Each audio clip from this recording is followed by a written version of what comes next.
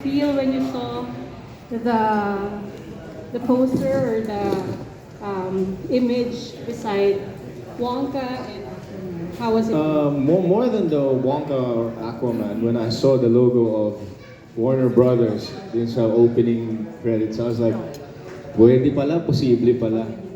So I'm really ecstatic, to be given this chance to showcase Philippine cinema and have Warner Brothers as a partner, not just here, but to be shown abroad. Malaking responsibility yung i-carry mo, but at the same time, it's not just an honor, but it's a privilege to be able to be part of something this big and to be tapped by Warner Brothers. Kasi syempre, brand yan eh. But it just gives a certain sense of international brand to it. So we're really thankful and honored to be in this partnership. Thank you. And for Mr. Gonzalez, can you share some of the plans for Malyari? Yung mga pwede nyo lang na i-disclose na ngayon. Okay, first of all, first, I would like to echo first what Brian said, that there were certain rules that we needed to follow. And I'm happy to share with everybody that Mentor Productions was able to provide all the requirements that Warner Brothers has required from them. And as Miss Gloria Diaz said, it's not just a good movie, it's really a very good movie. So I'm very happy to be part as an instrumental in making Warner Brothers release this movie. For now, it's a theatrical distribution first in the Philippines. And hopefully I'll be going to Asia, and hopefully I'll be able to pitch this movie to our colleagues, at least for the Asian region, and eventually some other territories that Warner Brothers is releasing a movie. So we'll go from here. And for Mr. Santos, how did it feel like seeing your writing, your wonderful creation magnified on screen, translated on screen? I've been working naman in cinema for several years, even decades. So, decades, I've seen piolo in at iba pa.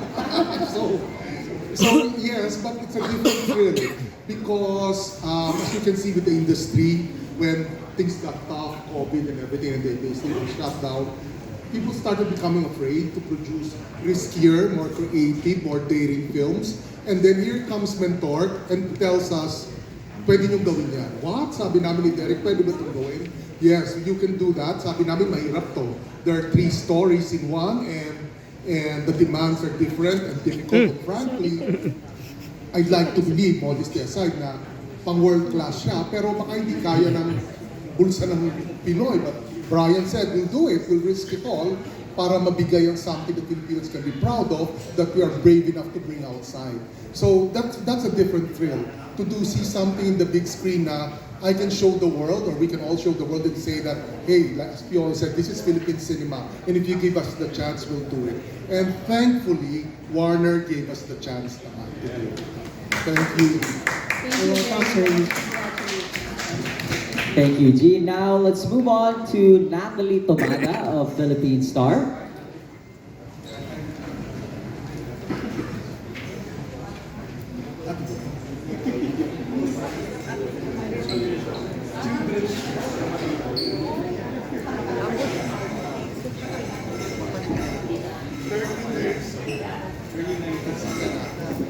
Hello, first of all, congratulations to the Mentor and Warner Brothers on this partnership.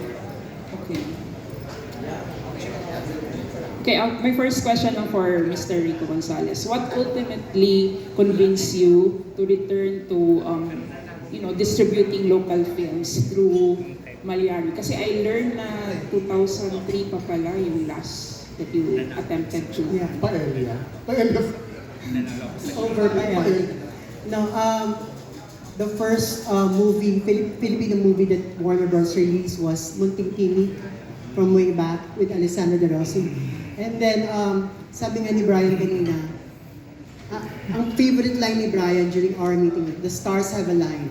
My version is, some things are meant to happen. So, when when my bosses from regional office came over a few months ago, the new directives given to me was to look out for local movies that will be worth our while. And then a week after, like somehow he read that conversation between me and my boss, Sir Enrico, whom I know from my days in Star Cinema and ABS-CBN, called me up, asked me if Warner Brothers is open to the idea of distributing local film. And then I told him, para namang narinig mo yung usapan namin. So, we set up a meeting, they pitched the project. I knew about the project because it was announced a few months back, as early as May. I knew it was a piolo project based on the first documented serial race killer in the country. So I was aware of it, and then when it was pitched to me, I got more interested. But I told Ryan that we have several requirements before we agree to anything. And the last one was to watch the film. So I was able to view the movie, and really good. I'm happy with the performances of the cast. And you've seen nothing like this. This is a different horror movie. Ay, mahirap magbuhat ng sariling bangko, di ba? But Warner Brothers will not put our logo, our stamp of approval to a movie that is not worth it. Sabi niya sa akin, it should be worth our while. And this is definitely more than worth our while. So,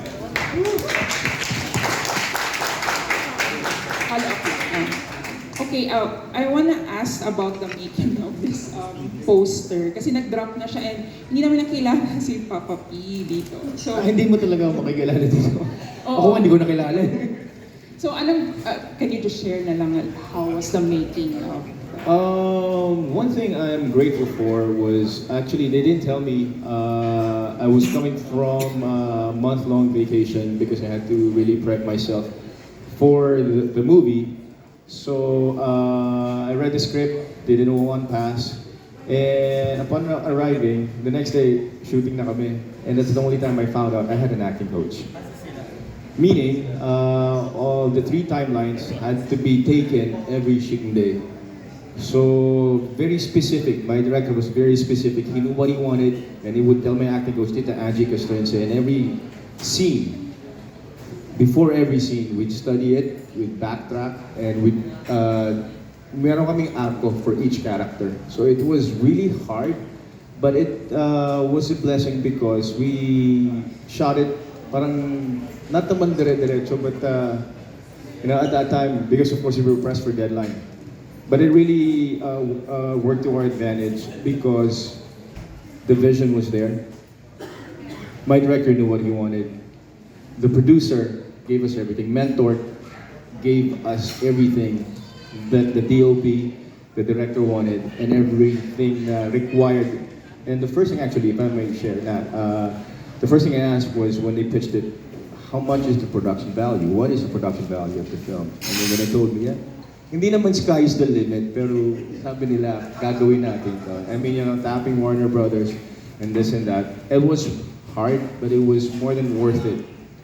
Kasi, as an artista, ang sarap gumawa ng ganitong pelikula na kailangan, kung ano man yung kailangan, ibibigay.